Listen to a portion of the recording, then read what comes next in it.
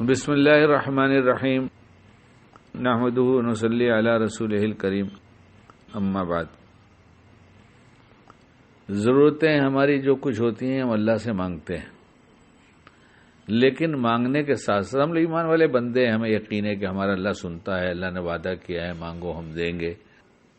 پھر کبھی دعا سن لیتا ہے اسی وقت دے دیتا ہے، کبھی اس کی مصلحت نہیں ہوتی تو بعد میں دیتا ہے، ورنہ مرنے کے بعد سب کچھ دے دے گا اس کے بدلے میں۔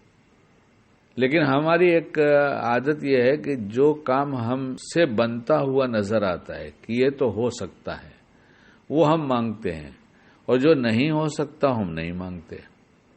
مثلا کسی کے پاس ایک بیڈ روم ہال کچن ہے، ایک فلیٹ ہے، اور اس کی ضرورت تو ہے کہ ہمارے پاس 3 بیڈ روم ہو جاتا تو ہمارا کام چلتا، بچے بڑے ہو رہے ہیں، لیکن وہ 3 بیڈ روم اس لیے نہیں مانگتا کہ اس کو معلوم ہے کہ میری آمدنی تو ہے ہی نہیں، میں مانگوں گا میں کیسے کر سکتا ہوں، میرے پاس تو آمدنی نہیں اتنی۔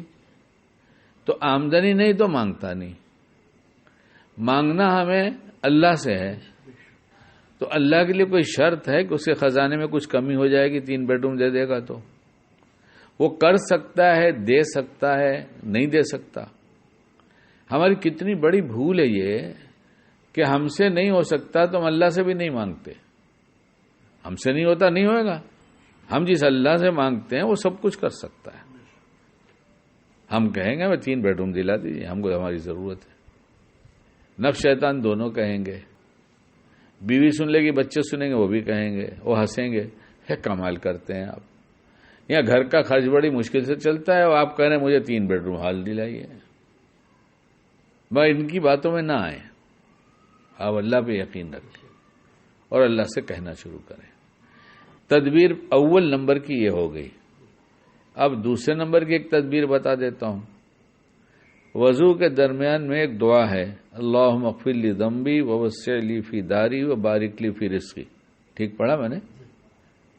اچھا، تو یہ وضو کے درمیان میں پڑھنا سنت ہے، لیکن بزرگوں کا تجربہ یہ ہے کہ اگر چہرہ دھوتے وقت 3 دفعہ اس دعا کو پڑھ لیا جائے تو گھر تو ہو جاتا ہے، یعنی 3 بیڈ روم ہو جائے گا انشاءاللہ۔ کوئی مانے نہ مانے، ہمیں کسی کے ماننے سے کچھ مطلب نہیں، میرا اللہ بہت بڑا ہے، اتنی بڑی کائنات اس نے بنایا، ادنا درجہ کے جنتی کو اس دنیا سے 10 گنا بڑی جنت دے گا نا، ہے نا کتابوں میں لکھی بات۔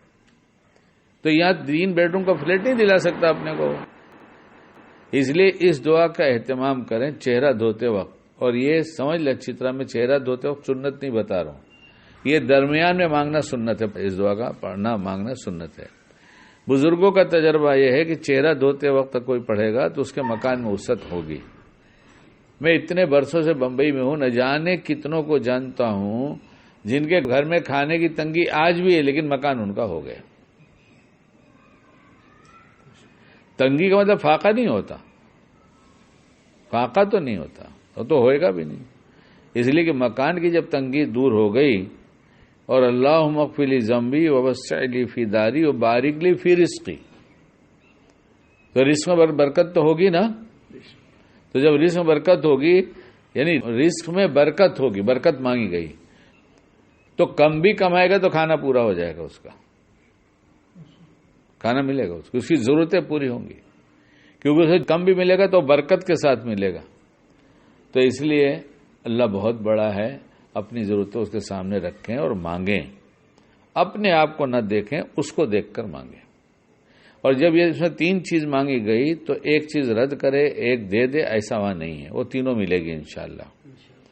گھر میں نیت یہ بھی کر لیں کہ جو ہمارا ایک گھر قبر کا بنے گا اس میں بھی وسعت ہو جائے، جنت کی کھڑکی کھل جائے، اور جنت جو ہمیشہ کی دے گا اللہ تعالیٰ اپنی مہربانی سے، وہ اعلیٰ قسم کی دے دے۔ تو ووسع لی فی داری، گھر کی وسعت میں اس کی بھی نیت کر لیں اور کر کے دیکھیں، ملتا ہے، لوگوں نے پایا ہے، میں نے بھی پایا ہے، لوگ پا رہے ہیں۔ یقین کے ساتھ مانگو، اور یا ارحم الراحمین یا ارحم الراحمین یا ارحم الراحمین، اللہ کا یہ نام اس طرح سے استعمال کرو مانگنے میں، انشاءاللہ بہت جلدی مل جائے گا۔ اللہ ہم سب کو عمل کی توفیق عطا فرما دے۔